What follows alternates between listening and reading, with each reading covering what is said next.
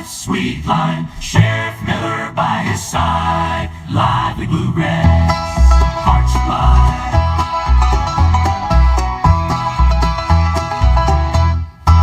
Brought to you by Zott's Bar and Grill here in Big Rapids, and of course, Big Rapids Tire. It's Curries Hot Stove League. Big one this morning. Good morning. Yeah. Honored guest. I'm a little sensitive this morning, a little teary-eyed, because when I heard Brian Miller, he always sets up who comes in, right? You know, I give him some kind of idea who I'd like, but this is just fabulous morning to be alive. The sun is shining, blue skies. You know, God has given us another day to live.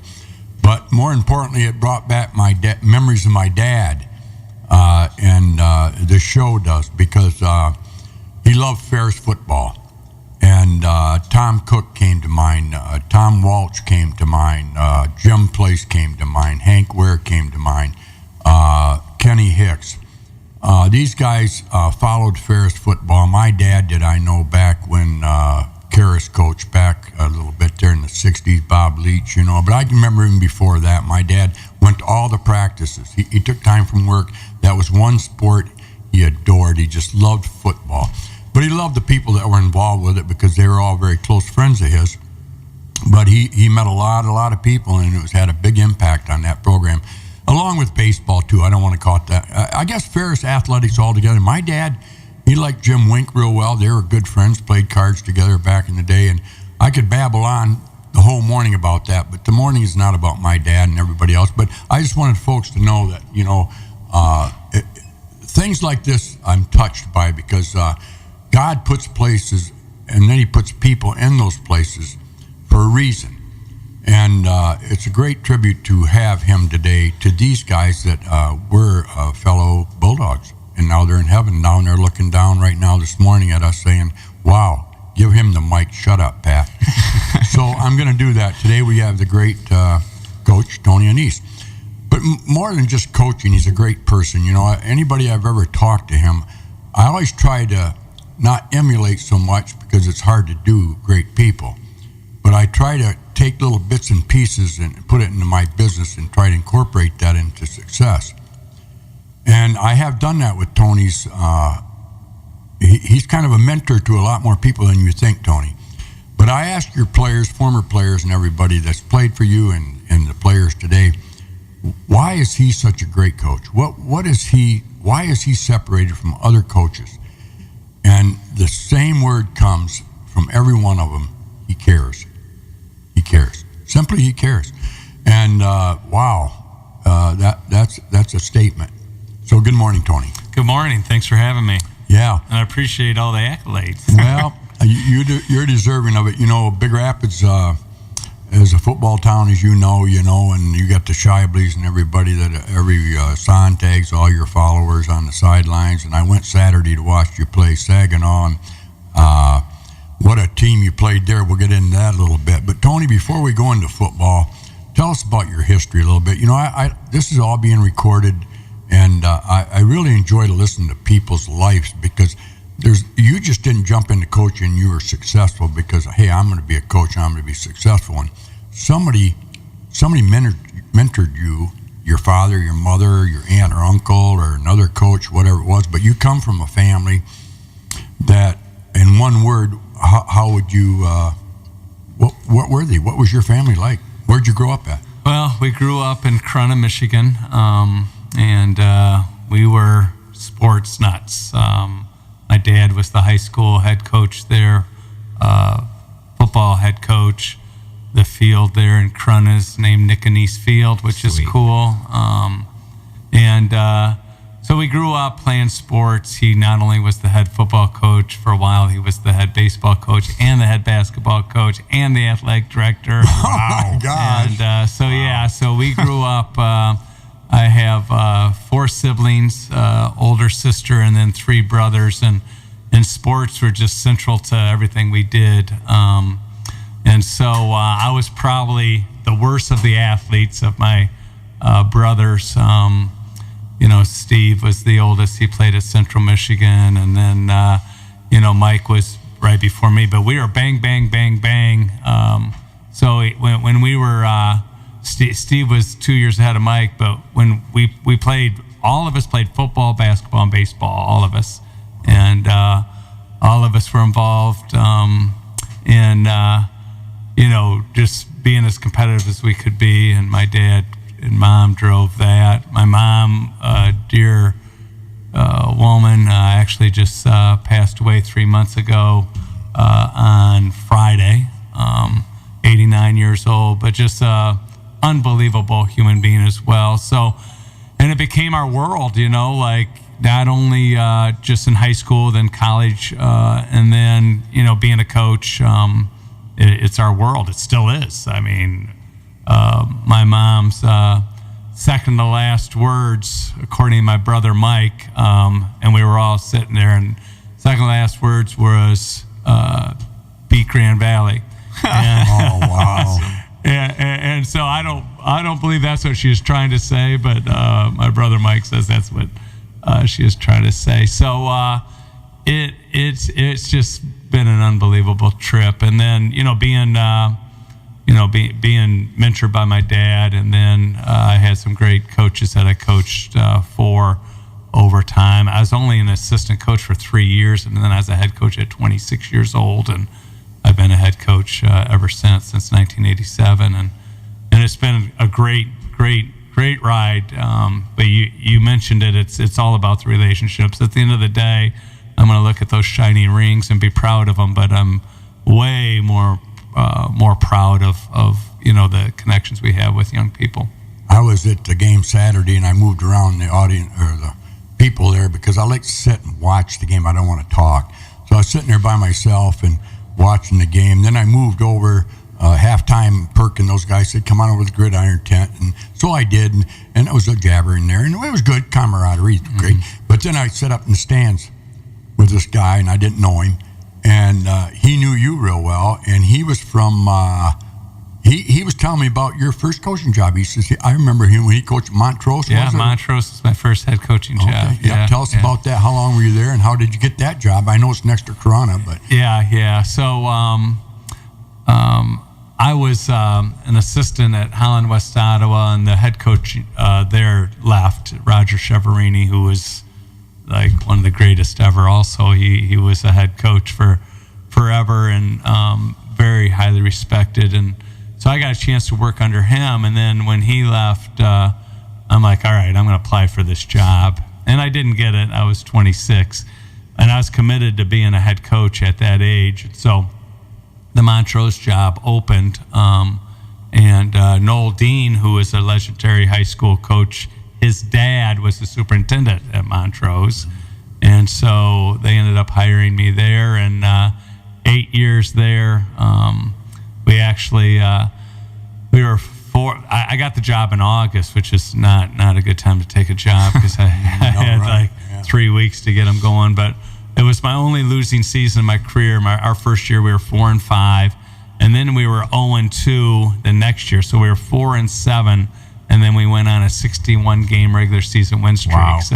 So we went on a roll there. It was pretty incredible. I had great players there too, and actually it was one of the best jobs in the state at the time, and so we really had a lot of success there. And what year was that, Tony? From 87 to 94. Okay. Yeah, and so it was a good run there, really good run, and I was young and thought I knew everything, but found out I didn't know all that much. But, well, this guy knew you, and I didn't get his name. yeah. And it was just a great conversation as we was watching the game. He was telling me about, he followed you. I don't know, I'm sorry I can't tell you his name. But Yeah, there was actually a Montrose person there who saw me after the game, who is the superintendent at Montrose now, and he played at Ferris, so it might have been him. I bet it was. Yeah, bigger 'cause guy.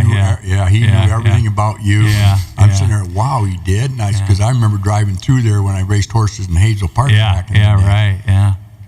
So where'd you go after that? And then you Big Red? No. I actually took the head coaching job at Ann Arbor Pioneer. So Wow. it's right across the street from the big house. And that was one of the rougher jobs I've had.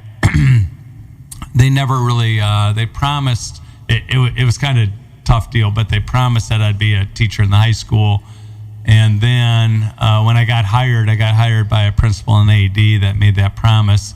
And then that principal left for another job, and the AD got reassigned. So the promises that were made to me to be a teacher in the high school weren't lived up to. And so for 2 years, I bounced around in elementary, middle school. And so I basically said to them, I said, all right, listen, here's the deal, okay? I've got to be in the high school to really be connected with young people. If it's not going to happen, then I'm going to take another job. And, the parents were really supportive there, really supportive, trying to help me out. But they ended up not hiring me in the high school and kept me in middle school and elementary schools. And so I'm like, all right. So I took the Jenison job. Oh, you went to Jenison? Jenison, yeah. 97, 98, 99. My former quarterback in 97, Jason Snip, was at the game Saturday. So it never ends, going back to some of the guys. Yeah. And then in 99, we were at Jenison, and the first game of the year was against Muskegon. And we beat them, I think, 45-14. We were good at Jenison, and we just whipped their butt. And so after the game, I'm walking, to the locker room, and this guy stops me, and he's the principal of Muskegon. And he says, hey, Tony, my name's Arlen Zach. I'm the principal of Muskegon High School. We want you to be our next head coach. And I'm like, it's weird that he's talking to me, right now. I mean, we just beat you by 4 touchdowns or whatever. Right. And so he goes, I'll call you after the season, but, that's what we want. And I'm like, okay, this guy isn't calling me. I mean, he's out of his mind, And so after the season, we were 8-1 at Jenison. We had a really good year. We were the OK Red champions. We beat Rockford. We were really good. And so the phone rings in my classroom, and I pick it up, and I'm like, hello. He goes, hey, Tony, Arlen Zach, Principal Muskegon. And he says, I just want you to offer the job, our head coaching job to you. And I'm like, no interview, no nothing. You're just going to give me this job. He goes, that's correct. I'm like, and I laughed, and I said, listen, I got a lot of players back here. I'm not in this mindset right now. And he tricked me, and he was just a great principal. But he said, all right, well, if you don't want our job, can we pay you to come work for us as a consultant? And I'm like, all right, that's fun, right? So I'm like, all right, I'll come work for you as a consultant. So I go over there one day at Muskegon, and he's showing me around, and he goes, what do we need to do? And I said, hey, right here, this room should be your weight room. This should be this should be that. You need to hire a bunch of coaches in your building, da-da-da-da. And I just helped out who the next guy was going to be. So by the end of the day, you know what he said? He goes, all right, if we do all those things for you, will you take the job? And I'm like, oh my God. So he tricked you. Yeah. Tricked me, yeah. And I swallowed hard, and for like a month I put him off. Like it was like December, it was Christmas break. I'm like, I'm just gonna put this guy off. And for a month, and finally my wife said to me, she said, if your philosophy is to be a servant leader, you might want to consider who you can impact the most, who needs you the most. She says, these Jenison kids are super kids, but, most of them, they've got their life in order. She says, you could make a huge impact at Muskegon. And I'm like, I really don't want to go, but I ended up taking the job, and, it was 9 glorious years with the Big Reds. Yeah. Behind every great man's a great woman. Yeah, for sure. Honestly. Absolutely. I mean, that's something that how God did that. Yeah. He went through your mother to you. Yeah. Your wife to Yeah. She saw, I see things like that, but, I'm also looking at, the specifics of the job, where my family is, because we were in Jenison. I lived a quarter of a mile from Jenison High School on a lake, and I'm like, boy, I love where I live. Right. But my kids were, I think they were 3rd, 4th, and 5th grade, my 3 oldest, and so I'm like, oh my gosh, this is going to be hard. So I took the job at semester. They gave me a great job. Like, and when I say I didn't have to do too much in that school, I was the football coach and getting paid and getting paid, really basically to be the football coach. And I said, dang, it's like, taking a Texas job but staying in Michigan, Right. Because Texas high school jobs are kind of like that too. Right. Why was that so important to them, Tony? That obviously you beat them, but they weren't much of they just didn't have it, no pride there or what? How come they thought it was so important to grab you as a coach? They were so Dave Taylor was their head coach, and Superman. He just passed away last week. Hopefully he's where he needs to be. But he was a great coach, but he was towards the end of it, and the principal, Arlen Zach, he knew that they needed somebody who could go in there and just build relationships and help young people grow. And so I was crazy fortunate. Like, I had like the greatest staff ever, and guys that that like Ryan Hodges was with me. He's with me still. Wow. There are guys. My brother was my defensive coordinator. Shane Fairfield was with me. He's still the head coach now. Matt Koziak was with me. He's the head coach at Mona Shores now.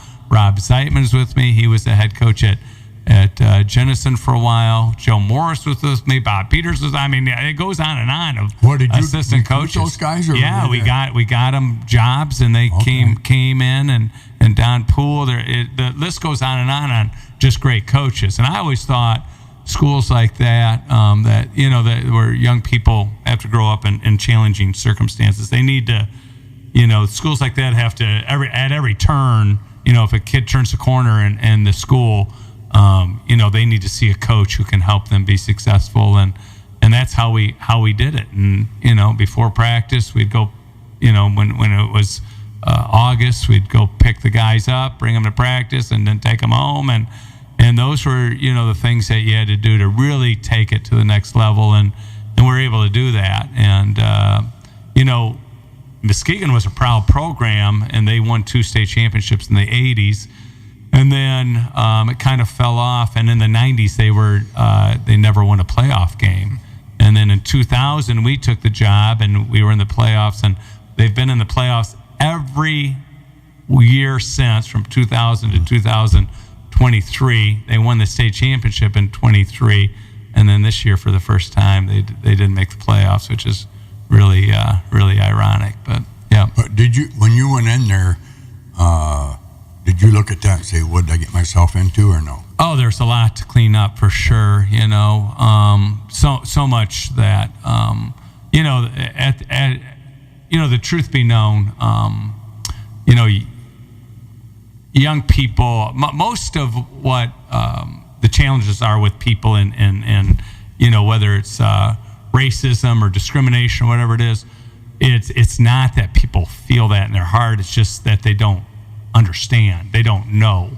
And so it's a lack of being exposed. And so I was, truthfully, and really, straight talk, I was underexposed to the challenges of people in urban settings. And so going in there, I'm like, wow, this is eye-opening. And that's when I really decided, and I always wanted to serve young people, right? But that's when I really decided every kid is worthy of being loved, and every kid is worthy of being served. And so I became passionate about being a servant leader. And we, our whole family really, we would take kids in. We worked hard to try to succeed with young people, and just really proud of those times, because there were just some super young men that really, they really became special human beings, because they just needed the help to just be guided in the right direction. Yeah, but now you're compassionate, but there's a fine line there. How did you win them over? Because I deal with it too every day, and I'll get to the point. They have a chip. When I say they, I mean children of all age, up until they get to be an adult.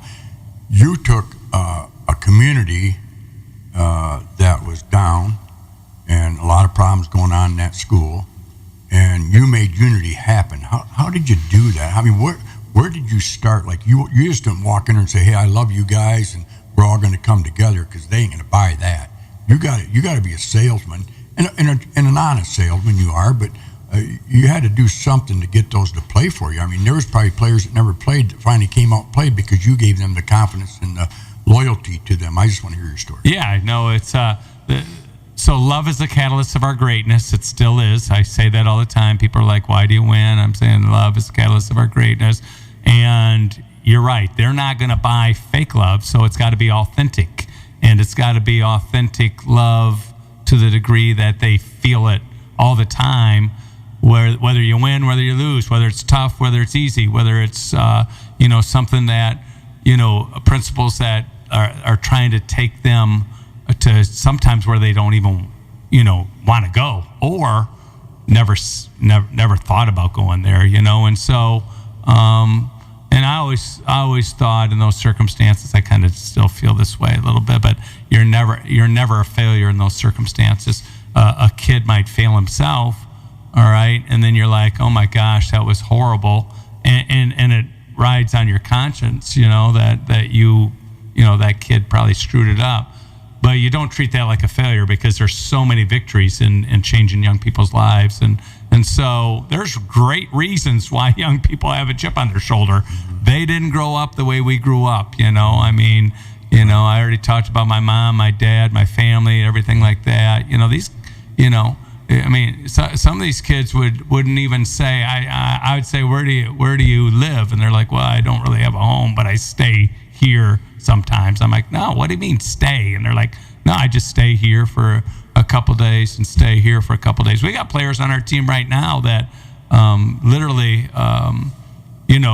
they'd never had a bed, they'd never slept in a bed. And so, those are the things that you want to do to try to help young people be successful, just to equip them with the opportunity to succeed. And some of them, they don't even have, they don't have any hope sometimes because they're not equipped with opportunities to succeed, and so lawlessness and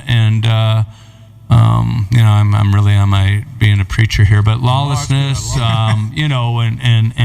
and homelessness and poverty and those kind of things, it becomes, where it's a way of life, and you gotta break that cycle. And so we did that a lot. I talked to them all the time, try to show them the right way, like even today, like some of my players are like, they come to my house and they're like, "Man, you're rich." And I'm like, "No, I'm not rich. You should see what rich looks like, Right, rich does not look like what I've got, Yeah. And I said, the bottom line is, I've worked for, 40 some years, my wife has worked for 40 years, and this is what happens over time if you just, go to work every day and grind it out. And you guys know that. But some of these, some young people don't realize that's the formula to success. And when they learn that, then it becomes life-changing for them. You've seen a lot of success in your people that have gone on in life, but how do we change that in our environment, Tony? How are we going to do it? Is there an answer? Well, it's just hope. It's just constant hope. Like hopelessness is such a sad thing, right?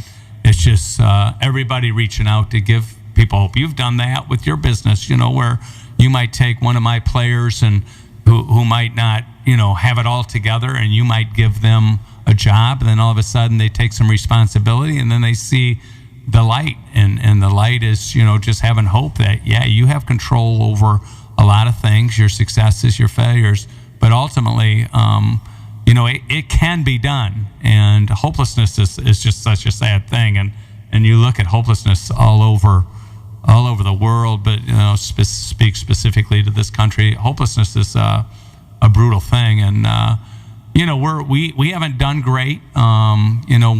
We have urban settings still to this day, particularly in Michigan. Like, I go recruit in Florida, and Florida's doing better now than Michigan, and having a more diverse population in every school.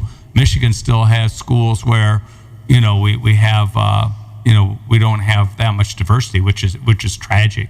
And so I thought about this actually when I got in my car today, because there was a few of our African American players coming out of the building, and there are a few of the Caucasian people walking that way, and I'm like, oh my gosh, it's such harmony in college. It is unbelievable. Like, I saw Brady Rose yesterday with Jake Price, Muskegon High School, Mona Shores, white, black, and they're just like messing with each other, and I'm like, oh my gosh, Brady probably thought Jake was the worst human being in the world, or vice versa, because they competed against each other, and they're two different schools, one more suburban, one more urban, and they come together, and football is the greatest teacher of all when it comes to just getting young people connected. And I love that. It's so cool to see, because in football there's just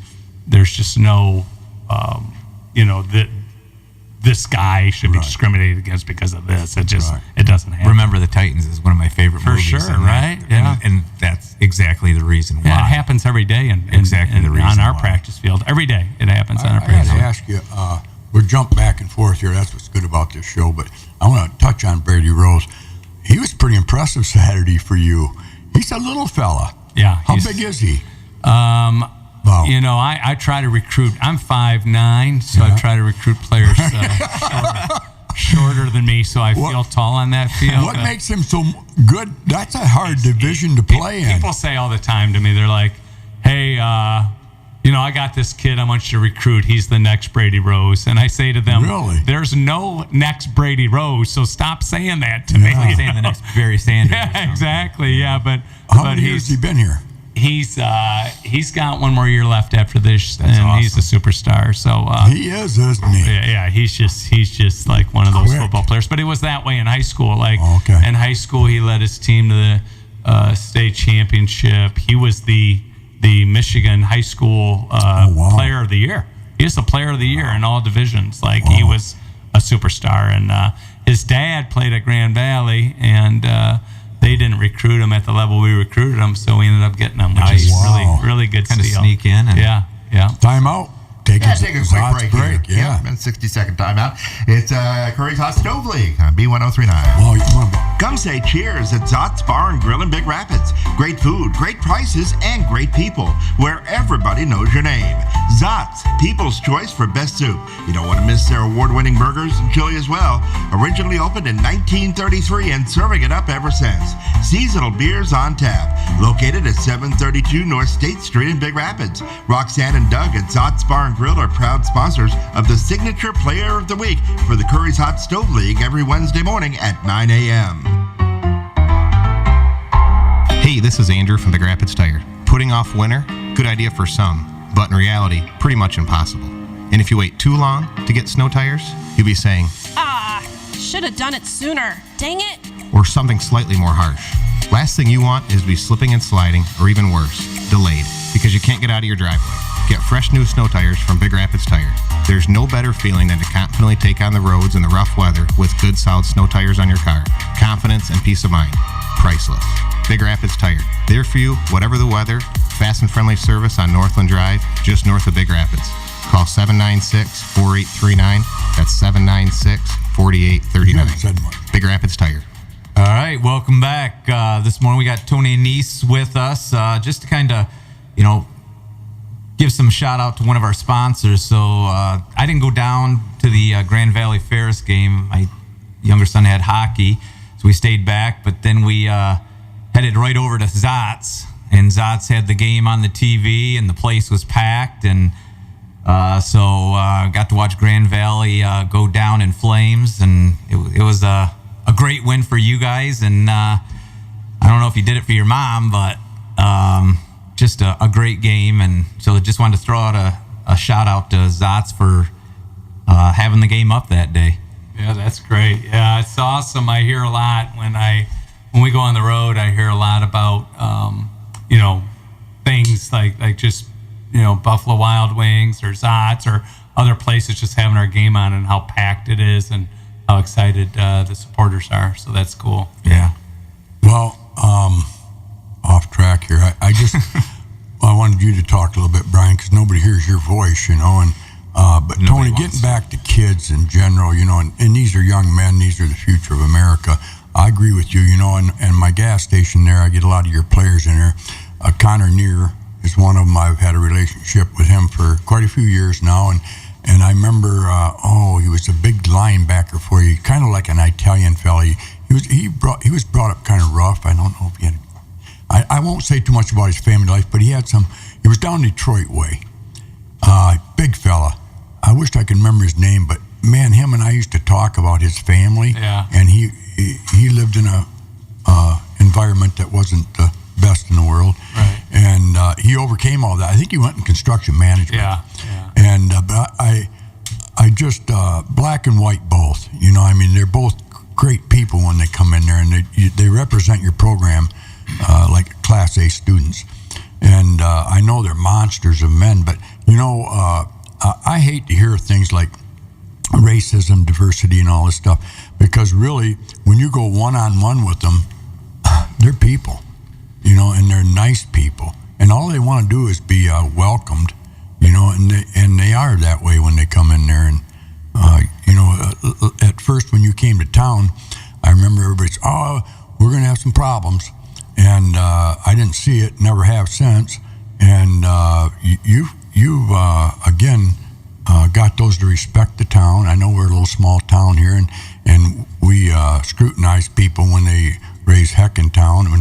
And the sheriff will tell you, I'm sure we haven't had a lot of trouble with any of the programs up there. You know, in Brockema there, he recruits real good people too, and I think you must say something to them when they come to town. Is that right? Well, yeah. I mean, it's you know, the challenge is again what you're exposed to, right? So, you know, what young people are exposed to, and when you're from Orlando, Florida, or Philadelphia, you know, Pennsylvania, or Detroit, Michigan, or whatever. You know, what you're used to is a lot different than Big Rapids, right? That's a good point. So we try to, you know, just have an orientation and just prepare them for what to expect. And, you know, one of the things you need to really be able to do is turn a blind eye to people who are going to disrespect you. Because sadly, not everybody's right in this world mentally, right? I mean, there's some crazy people, right? So you just got to turn your blind eye to some people who are going to disrespect you, knowing that there's more at stake than just responding, you know, callously and you know, getting angry about something. So you got to prepare young people for what potentially they can see. But you know, it's great because Big Rapids people have treated our guys with so much respect. It's just you know, you earn respect, right? Yeah, you do, and yeah. so you know, people know those guys are good guys. But again, it's a lesson for everyone that you know, the being underexposed to like the differences in the way people look, the way they act, the way they think, you know. And I was just actually talking to somebody about this the other day. You know, when I go out and recruit in California, I'm like, you know, I mean, Big environment change. it's just the people you see. You know, you see a lot more Hispanic or Asian population than you would here. You don't see like how we look, and so you go out there, and then you're like, oh, you know. I was actually watching, I don't know why, but Friday night UCLA was on, and they had a shot of their band, and I'm like, oh my gosh, I mean that band is, you know, they're pretty diverse looking, right. You know, and it's pretty cool actually, you know. And the more diversity we can get and being exposed to, the better off we are in life. Bob, tell the folks out there, if somebody wants to call in and ask Tony a question, you know, it's unfair for them not to be able to be heard out there. And if any of you listeners out there want to call in and ask the coach any questions, feel free. Bob, what's the phone number? 231-592-1039. One more time. 231-592-1039. Yep, there you go. Yep. Send that number to Jake Doherty. I want him to call in. Jake. There you go. He's one of my favorites. Oh my gosh. I coached him in basketball at the middle school. One of my favorites I've ever coached. And he'll text me after every game and say congratulations. And he was a big him guy. and Justin are such super friends. Oh, yeah. And I play pickleball with those guys when Justin comes back, and they're just so easy to beat. First off, Jake and Justin, I don't know, like, I don't want to demean, it can't be Big Rapids Public Schools, but like if it's 4-1, I'll say, and I'm ahead, I'll say 6-1, and they don't ever question me. So they're so easy to Justin cheat. Fox must have been their math teacher. Yeah, they can't count, Yeah. and so Jake and Justin never could count. So I used to just cheat them just for fun, and then they would just accept the score as what I said and never really kept track. So Yeah, when I had Jake in middle school, he was a big kid. yeah, And he always wanted to go out and shoot the threes. And I said, Jake, look at you. Yeah. Let's work on the inside game, Yeah. and then you can worry about the outside game. Yeah. I remember being in the rubber room and beating Jake in one-on-one too. Just Really? a little fact here. Yeah. Well, we talked about your family, and we'll get to that a little bit back. I want to talk about your wife. How long you been with your wife? Where'd you meet her? Is she in the same school as you? Graduated with you, or what? Yeah, so we met at Alma College, and probably, gosh, I'm not good at these dates, but probably 82. What attracted you to her? I know she's pretty, but they're all pretty at that stage. Here's another weird thing going back to family, but in 1983, January 13th of 1983, my dad passed away, 58 years old. And, Christine and I were like friends, casual friends. But so she wrote me the nicest letter. And I'm like, oh my gosh, how thoughtful was that? So that was one thing that really resonated with me, is how thoughtful she was. And so that kind of made me think. And then we just started dating, and then we've been together, I guess, ever since. So that was, probably we started dating probably in 83, sometime in the middle of that time, and probably in April or so of 83, and then we've been together ever since. Where was her hometown? She's from Traverse City. Okay. She traveled a lot. Her dad was actually the principal at that time. He was the principal at Traverse City High School, which it wasn't West and Central at the time, and it was just Traverse City High School. So he was a great guy. Her mom and dad are still alive, and that was a big force. And then Siblings. her siblings. Yeah. She's got a brother and a sister. They play sports? Her brother played college football with me at Alma College, so we all went to Alma together. Her dad actually went to Alma too, so Alma was a big, thing for them, family thing to go to Alma College. So, yeah. So you're compatible, obviously, but so you guys had a big interest in sports. Both of you did. She was too.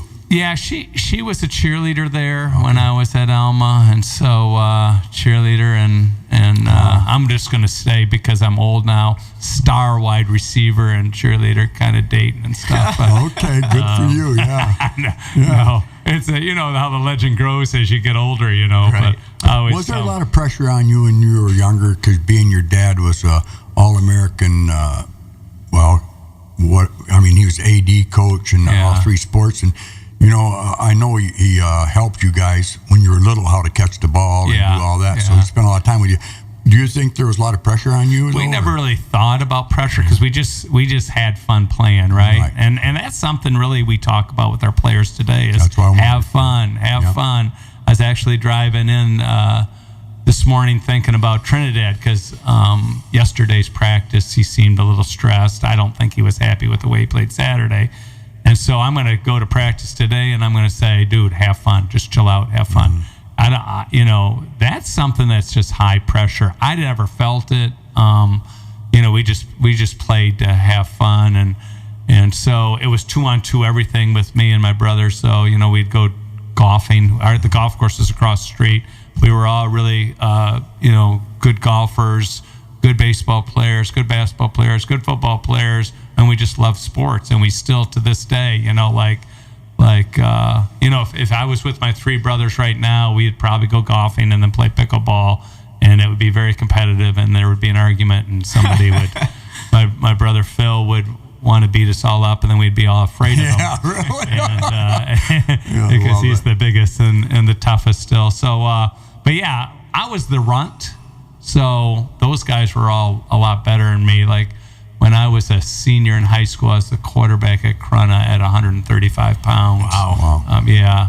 And my backup was actually my brother Phil, who was a junior, who started at different positions. And then a couple games I got hurt, and he came in and saved the day. And it was pretty cool. Like there was times like they would say, starting at guard, number 10, Tony Anese. Starting at the other guard, number 12, Phil Anese. And starting at forward, number 20, Mike Anese. So there were times. Wow. And there's times three of us started on the same basketball team, and we fought over the ball. So. But your dad, in today's sports, they can be 8 years old, and I hear parents hollering at their kid to do this and do that, and that's what I'm kind of alluding to on this program today, is about family, what it meant to you to grow up in the family you had. It sounds like your dad was very passionate about the game, but he also understood that you guys were doing the best you could, and he wasn't going to push you to be anything better than that. Right? Yeah, he begged because I was so little when I was a freshman. I was 98 pounds, and he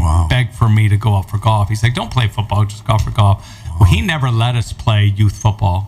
We all played football when we got to junior high. Okay. Never would allow us to play youth football.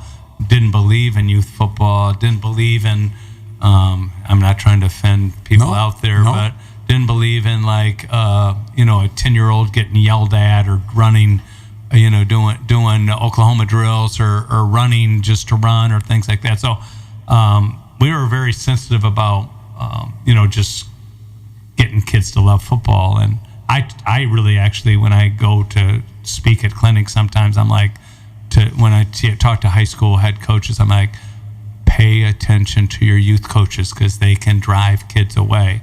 And the game of football is the numbers have really shrunk, and it's close to being an epidemic now. We need to work hard, because the game's too valuable to young people. We need to work hard to make it more fun, particularly when it's youth football. So, touch on that subject, youth football. So you don't actually agree with youth football.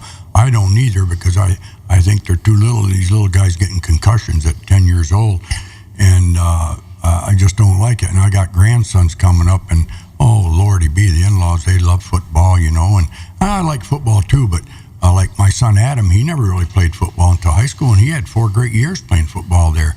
But as youth go, I want to touch on that, Tony. Well, I just, this is awkward for a head college football coach to say, but I think sometimes running around trying to grab a flag is much more, valuable for a young person. I'll leave it with Trinidad Chambliss, okay? Mm-hmm. Trinidad's a super quarterback for us, okay? When I watch him play football, I'm like, I don't know if I want to recruit that kid. When I watched him play basketball, I said, I want to recruit that kid. And so there are movement skills that other sports teach, soccer, basketball, flag football. There's movement skills that allow a kid to flourish athletically at a higher level than tackle football would when you're young. And it's just a fact. It's just a fact.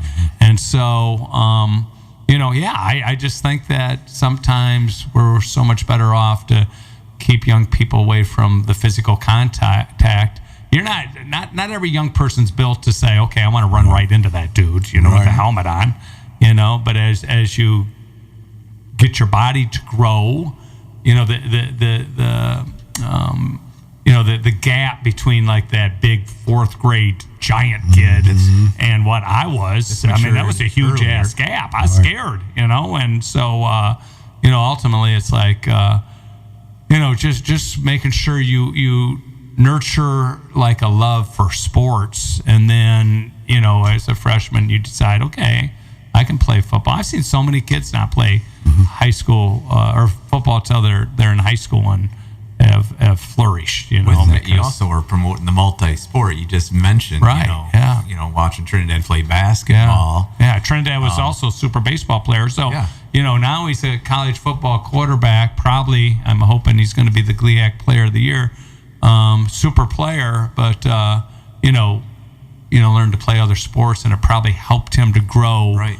Jared Bernhardt's another one who was a pretty good quarterback here who, was a lacrosse player and a super lacrosse player. And you learn so many innate skills playing other sports, and it transfers into the game of football. I know I was talking to a guy, I think it was Chelsea, and they're always in the playoffs. It was a team that goes to the playoffs, and I asked him about their youth program. I said, you guys must have a heck of a youth program. He goes, no, actually we don't. I said, what do you mean? He goes, well, kids that want to play, we get a team together, but we play flag football with no contact. Right, Just flag. yeah. Until they're in high school, they don't touch each other. Yeah. I said, really? He goes, yep. He goes, I think that's truly why we got such great high school kids, because none of them are hurt, and learn the position, but not contact. Right. But anyway, we'll drop that subject. Some people out there are going, shut up, Curry, you don't know what you're talking about. I want my kid to be the best he can be. But I also seen back in the day, I won't mention any names here in town because they're well known, their kids were very good at youth football, but when they got in high school, they got burned out.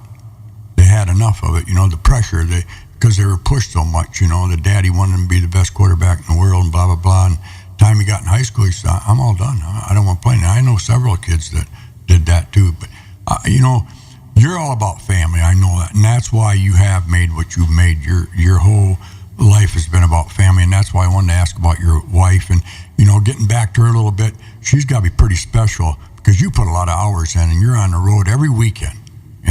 During the season, you're busy, and she just is right there beside you. Yeah, Coach Rock said this the other day. 39 of the 52 weekends we're working, which is crazy, right? I mean, between official visits, recruiting, and games and spring ball, it's just overwhelming. And so, it's really busy. And family, I mean, people have to be tolerant, right? I mean, they have to be tolerant, and it's very challenging for them. But, it takes a special family to accept it. We got a call coming in. Yeah, let's put it. We got two of them. Put them on the air. So, all right. Good morning, B1039. You are on the air. Turn your radio down, please.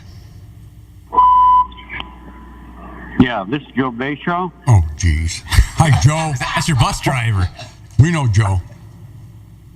Hey, I just want to comment one thing that makes Tony's program so successful. Joe, you're supposed to ask questions. You're not supposed Right. Yeah, we already know why he's successful. No, his whole program, he preaches family, and everybody watching out for each other's back and working together. And the players say it all the time. We're family. We got to watch each other and stick up for each other and make up for each other. So anyway, that's just my little input. Well, what's your question? I don't have a question. Oh, I you want got to to have make a question, comment. Joe. All right. Thanks, Joe. Thanks, Joe. You bet. You betcha. See you Bye-bye. Saturday. You bet. Boy, that was a tough one, Saginaw Valley. Those guys were huge. We're just talking about that for a minute. This last Saturday, I was sitting with those guys that I don't know, and they were hooting and hollering, and I turned around and I said, well, this is what it's all about right here. This is how good you are. Shows in the fourth quarter. And you guys made some things happen there. My Lord, I don't know how you do it, because I'm sitting there going, oh, my God. But you know what? You are a master. And I like your timeouts when you did that. I'm not a great football Mind. Football mind. Yeah, but I asked a guy about that, and he goes, "Oh, that's how Tony wins games. He knows when to call timeouts, exactly when to do that, and confuse the other team and get them off balance. And the next thing you know, it works. Clock management is an art. It really It's a great team effort too. Like, oh yeah, obviously, talking about family. I got two sons that are helping me. Right. I got a nephew who's helping me, and then I got great coaches. Coach Rock and I have known each other for probably 38 years or something like that. And so Sam Parker's our O-line coach. Right. I've known him since he was in 5th grade. Wow, really? Hodge, I coached in 1994. So it goes on and on of just connections with with your staff, and that's a big. It's just such a team effort, and we're proud of like the coaches that. I mean, it's just such a great profession. We got I was texting with Dylan Roney the other day. Dylan now, he played for us and then coached for us, and now he coaches for the Los Angeles Chargers. Oh, really? Oh, yeah. And so I checked with him the other day because Caleb Murphy just went to Los Angeles. And I said, hey, how's Murph doing? And I said, take care of him, and so, so Dylan's there. Steve Kasula, who coached for us here, is coaching the tight ends at Michigan. I talked to him. Yeah. I talked to him at least Mike Holmgren 5 days a week. Landon Grove coaches at West Catholic. I mean, it goes on and on. To the Casey Center is Granville. Jason Vanderlaan, is Rockford OC. Justin Zimmer's been a super guy. Oh yeah, I know. Teaching football in Houston. So it goes on and on. I don't know if you guys watched the Dolphins game the other day, but the first play that the Dolphins defended, Zach Sealer tore it up, Right, I know. And they went on and on about how great Zach Sealer is. That's so cool to think about. All these guys played for us. Well, Ferris State, historically, we haven't got anybody in the NFL until the past, 15 years now. But we had Gagnon.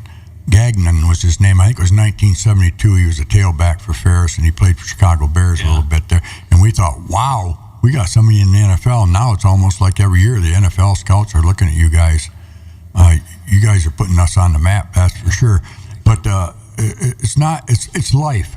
But when you have great coaches, assistant coaches like you've had, you're going to lose some of them to the opponent. You've done that twice now with Davenport and then Saginaw, right? And Northwood too, right? Yeah, we coach right now. Holy Lord, 4 maybe. Well, the guy at Northwood used to be a guy that played for me, but no longer. But one of our guys went to Northern Michigan, was a head coach for a few years, Kyle Nystrom. He's been gone. But yeah, the last 2 games of the year are against former assistants, Sparky there at Davenport and Ryan Brady there at Saginaw. So that's always a little awkward, but so we're facing Davenport this weekend. Sparky's the head coach, and his defensive coordinator is AJ, and AJ played for us here. And so it's very challenging and always very interesting to coach against guys that you coach with. Well, it's got to be kind of hard because you don't know what they're going to do so much as they know you. And, you mentored those guys. So now, like Saginaw, I said, I think one of the reasons they're doing good against us because he knows our program. And he knows what to look for, where Northern doesn't, Tech doesn't. What's your thoughts on that? Well, let alone they got good players, right? He's done a nice job at. How big are those guys? Players. How big were his 2 ends in offense and defense? They're 6'8", 6'9". Yeah, they're big guys. The number 1 there was the defensive. He led the GLIAC in sacks. I think one of the top in the nation. So we contained him, I thought, pretty well. Their strength of their team really was their linebacker crew, number 4, 5, and 6, who all are guys that are multiple year starters for them. So yeah, it's Bronx and I were talking about this the other day, Andy and I, but it's like really hard to develop the program to be like national championship contender. It's even harder to sustain it, to keep it going. It's so hard to sustain it. And that's what I'm most proud of, is our guys have been able to keep it going at this level. And, right now, we're 1 game away from GLIAC champs and being the number 1 seed in our region, which is pretty incredible. What are your, expectations for this week with Davenport? Because, they're doing really well this year too. And if I look, your last 3 games, man, if you're not playoff ready after the last 3 weeks of the regular season, you you won't be. Right. Yeah. We went Grand Valley, then Northern Michigan, then Last 4 weeks. then Saginaw, then Davenport. So yeah, I told the guys, I said, this is going into the Tech game. It's playoff football. It's win or go home, kind of deal. And we've been able to win them all so far since we played Tech, and so it's been pretty good. And it's hard. I was paranoid in the Saginaw game because they ranked us number 1 in the nation, and so it was 3 straight weeks going into that week where the number 1 team in the nation lost. So Harding was number 1 in the nation. They lost. Then Grand Valley was number 1 in the nation. We beat them. Then Pittsburgh State was number 1 in the nation. They lost. And then all of a sudden Ferris State's number 1 in the nation. I'm like, uh-oh, And so I was so stressed out about that, just thinking, oh my gosh, I mean, this is like the worst thing that can happen to you, but we survived it, so that's pretty big. You did too. The fans loved it too, boy. They were on their feet. Oh boy, they were. Bob, you want to take a break? Quick break, and we'll be back to wrap things up here on Curries Hot Stove League B1039. Hey, this is Andrew from Big Rapids Tire. Putting off winter, good idea for some, but in reality, pretty much impossible. And if you wait too long to get snow tires, you'll be saying, should have done it sooner. Dang it. or something slightly more harsh. Last thing you want is to be slipping and sliding, or even worse, delayed, because you can't get out of your driveway. Get fresh new snow tires from Big Rapids Tires. There's no better feeling than to confidently take on the roads in the rough weather with good solid snow tires on your car. Confidence and peace of mind. Priceless. Big Rapids Tire. There for you, whatever the weather. Fast and friendly service on Northland Drive, just north of Big Rapids. Call 796-4839. That's 796-4839. Big Rapids Tire. Come say cheers at Zot's Bar and Grill in Big Rapids. Great food, great prices, and great people, where everybody knows your name. Zot's, people's choice for best soup. You don't want to miss their award-winning burgers and chili as well. Originally opened in 1933 and serving it up ever since. Seasonal beers on tap. Located at 732 North State Street in Big Rapids. Roxanne and Doug at Zot's Bar and Grill are proud sponsors of the Signature Player of the Week for the Curries Hot Stove League every Wednesday morning at 9 a.m. Hey, it's WBZX Big Rapids, and we're back. We're going to go into a little overtime. That's okay. I mean, that's all right. Yeah, top of the hour here, Yep. pretty quick. Brian, you want something to say about your sheriff's department? Yeah. So what we have coming up is this is the third year we've done this. Every year we go out and find families to provide Christmas presents to for the holidays. One way we do that is by our unions donating money. But we also, this is the third year doing it, we have our cabin raffle that's sponsored by Between the Lines Storage Solutions, LLC, Big Rapids Elks, 974, and UPS and ourselves. Tickets are $20 a piece. We have 500 of those tickets that we're looking to sell. First prize is a 10-foot by 20-foot cabin valued at $5,250. Donated by Between the Lines Storage Solutions. Second prize is an 8-foot picnic table valued at $225. And third prize is $50 cash. We'll be drawing the winner December 13th at the Big Rapids Elks. Don't need to be present to win. And you can pick up tickets